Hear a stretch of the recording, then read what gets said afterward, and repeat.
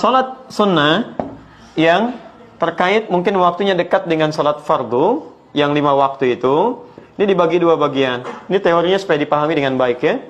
Ada yang disebut dengan salat rawatib. Apa artinya rawatib? Kalau tidak tahu katakan. Baik. Apa artinya rawatib? Baik. Rawatib itu jamak dari kata ratib. Apa artinya ratib? Baik. Bukan Allahu alam. Ratib itu adalah sesuatu yang tersusun dengan rapi atau berurutan sifatnya. Tersusun berurutan atau tersusun dengan rapi. Makanya diserap ke dalam bahasa Indonesia menjadi tertib. Tertib kan berurutan, rapi. Ada salat-salat sunnah yang waktunya tersusun rapi berurutan dengan salat fardu. Terletak sebelumnya atau setelahnya. Jumlah rawatib ini itu ada 12 salatnya. Diketahui jumlah 12 ini dari hadis riwayat At-Tirmidzi. Nama aslinya Muhammad, berasal dari Tirmidz, disebut dengan At-Tirmidzi.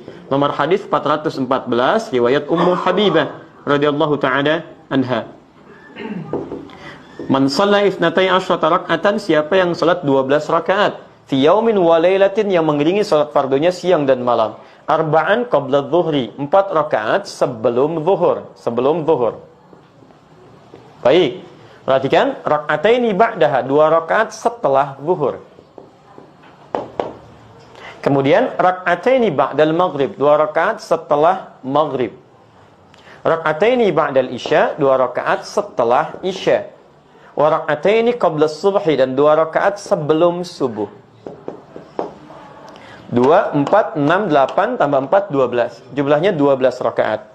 Siapa yang konsisten mengerjakan ini selama hidupnya, Allah, sebelum dia wafat, terus dia kerjakan sampai meninggalnya, kata Nabi, bunyalahu bihinna baitun fil jannah. Akan dibalas oleh Allah kerja kerasnya ini dengan dibangunkan satu rumah untuknya di surga. Luar biasa. Ini. Nah, Ummu Habibah ketika mendengar kalimat Nabi ini, maka berkata pada dirinya, bima ma'na, laqad a'azamtu nafsi alla atrukaha tula hayati. Saya enggak akan pernah tinggalkan ini selama hidup saya. Bayangkan enggak? Ummu Habibah itu istri Nabi, orang paling mulia, Ummul Mukminin, di surganya bersama Nabi, jelas sudah punya rumah, kelasnya elit luar biasa. Ketika mendengar kalimat ini yang amalan sunnah, kata beliau, saya enggak akan tinggalkan ini selama hidup saya. Istri Nabi, dekat dengan Nabi, ahli surga, surganya terbaik, rumah paling elit, mendengar amalan sunnah, saya enggak akan tinggalkan. Ada perempuan, bukan di sini, di luar sana, bukan istri Nabi, tidak dekat dengan Nabi, belum jelas status surganya, amalan berantakan, hisab menegangkan.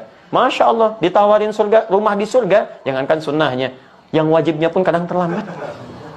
Cita-cita masuk surga Firdaus tanpa hisab. Masya Allah. Ya. Luar biasa. Nah, ketemu ini, teruskan. Sebentar, teruskan dulu, belum selesai. Teman-teman sekalian, di sini kita temukan ada sebelum, ada setelah. Jelas? 4 rakaat sebelum apa? Zuhur. Dalam bahasa Arab kita tuliskan sebelum, bahasa Arabnya qabla. Zuhur. Qabla zuhri, sebelum zuhur. Jelas? Kalau kita ingin hilangkan kalimat yang kedua, misal ini disebut mudhaf ilaih, kalimat yang disandarkan. Kalau menunjuk kepada waktu, ingin kita buang ininya supaya menunjuk pada kalimat yang dibuang, maka tambahkan ya setelahnya plus ta sebagai sifat.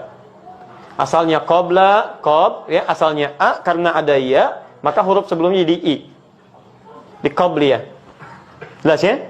Maka kita dengar kalimat qabliyah zuhur misalnya, itu maksudnya sebelum zuhur. Baik. Setelah, bahasa Arabnya ba'da. Setelah zuhur, ba'da zuhur. Di setelah, bahasa Arabnya apa? Ba'da. Kalau Anda sudah mengucapkan ba'da, jangan diucapkan setelah lagi. Itu 2 kata yang berulang sama. Paham ya? Kita ketemuan yuk. Kapan? Di mana? Di Masjid Indonesia. Kapan? Udah setelah ba'da asar deh.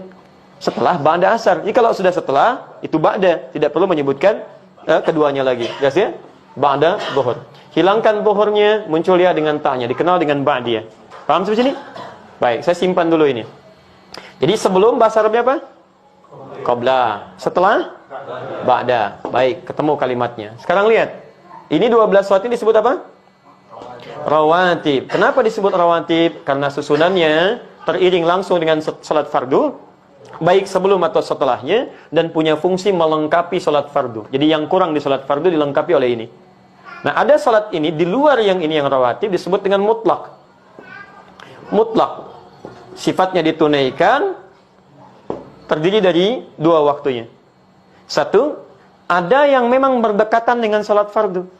Tapi dia tidak punya fungsi menyempurnakan salat fardu. Fungsinya fungsi sendiri, terpisah dari yang fardu. Cuman waktunya berdekatan. Contoh, asar. Asar ini ada sunnahnya mutlak 4 rakaat, ditemukan di Abu Daud nomor hadis 1257. Riwayatnya Ibnu Umar radhiyallahu taala anhuma. Ya, kata Nabi, rahimallahu ra'an shalla qabla al-'asri arba'an. Allah merahmati seseorang yang bisa salat 4 rakaat sebelum zuhur. Paham? 4 rakaat sebelum asar. Baik, 4 rakaat sebelum asar. Saya ralat 4 rakaat sebelum asar. Ini masuk kategori salat apa? Mutlak. Paham sampai sini?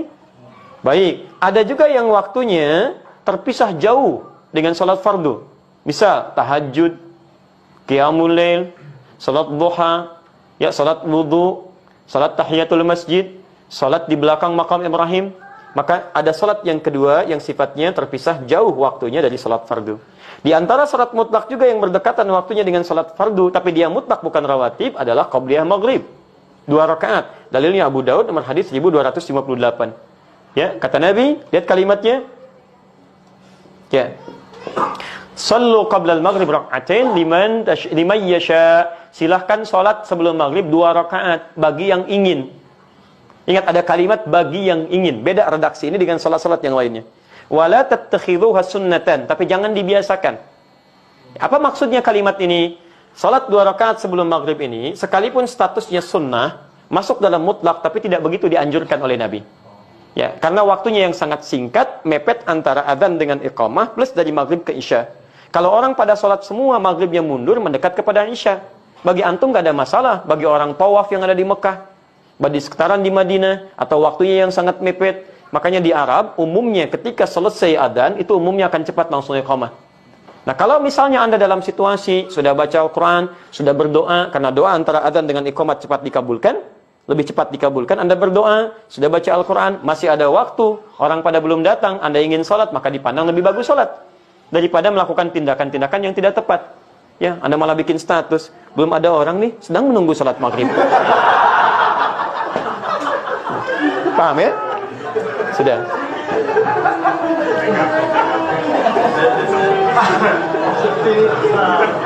Dah. Baik. Saya tanya sekarang. Sudah? Baik, saya tanya sekarang.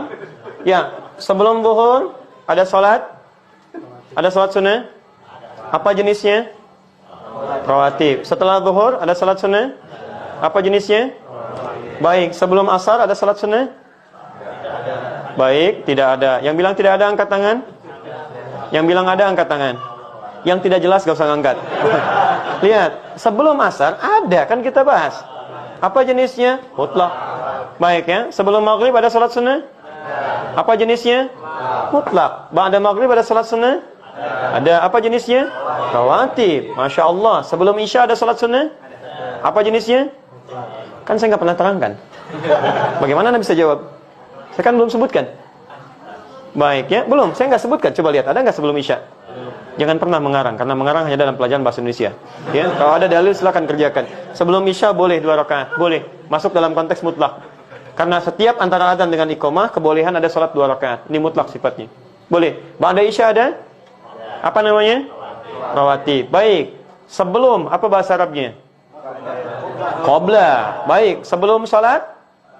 Qabliyah. Baik. Setelah apa bahasa Arabnya? Ba'da. Setelah salat?